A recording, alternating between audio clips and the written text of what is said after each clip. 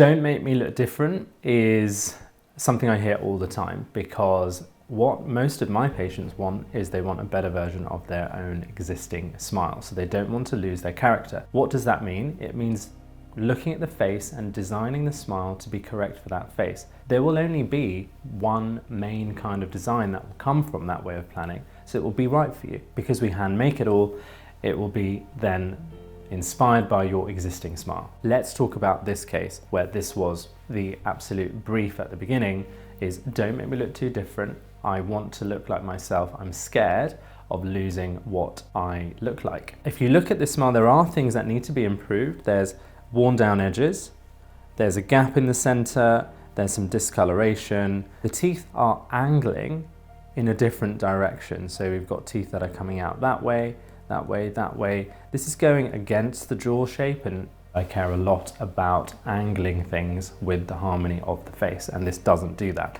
So there are things that need to be improved. Obviously the first step was discussing the numbers of teeth, the types of options we have, and we went with 8 ultra thin porcelain veneers on the top 8 teeth, with the view of potentially adding further if we feel that we ever needed it in future. Step 1, handmade trial smile.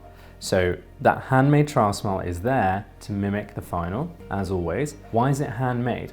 Because there is no way that I will give my patient a digital or a templated tooth that someone else could have. What you can see now is her 8 teeth in the handmade trial smile. I want to create something that looks just like her original teeth, but better.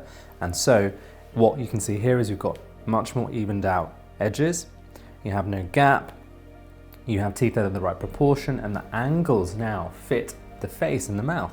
It looks different, but it's also similar. The patient loved it straight away. She was emotional, there were tears, happy tears, and then it sort of sinks in that you've had something changed about yourself.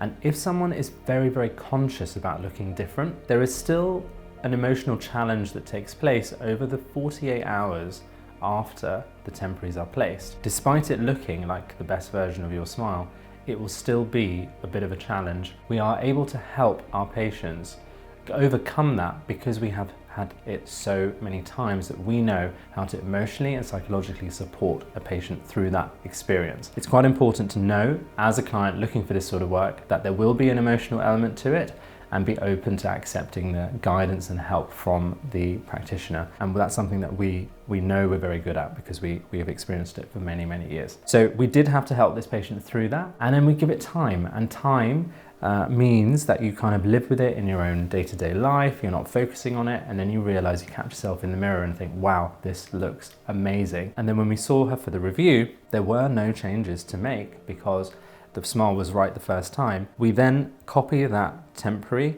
into the final ceramic, and as you can see, it's seamless. It looks identical but in a different material. And this is something that we are able to do with working with our ceramists for so many years. And there's the final result. Her smile, but better.